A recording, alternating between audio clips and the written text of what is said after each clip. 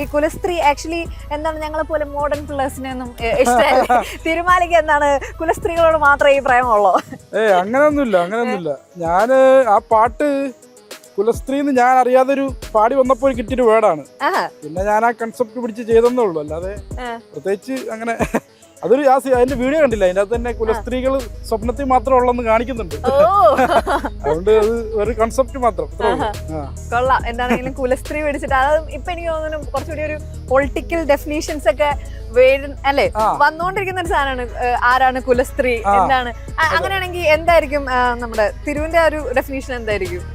കുലസ്ത്രീകൾ എന്ന് പറഞ്ഞാല് എന്താണ്, നമ്മുടെ ട്രഡീഷണൽ വുമൺ, വളരെ സൗമ്യമായ ഫാമിലി വാല്യൂസ് ഒക്കെ കാത്തു സൂക്ഷിക്കുന്ന, അതാണ് കുലസ്ത്രീകൾ എന്നുള്ളതിൽ ഒരു ജനറലി ഒരു എന്താ ഒരു മീനിങ് ഉള്ളത്.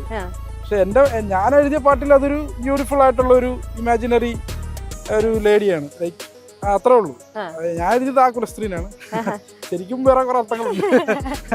ഞാൻ അതിലേക്കൊന്നും പോയിട്ടില്ല. അതൊക്കെ ഓക്കെ.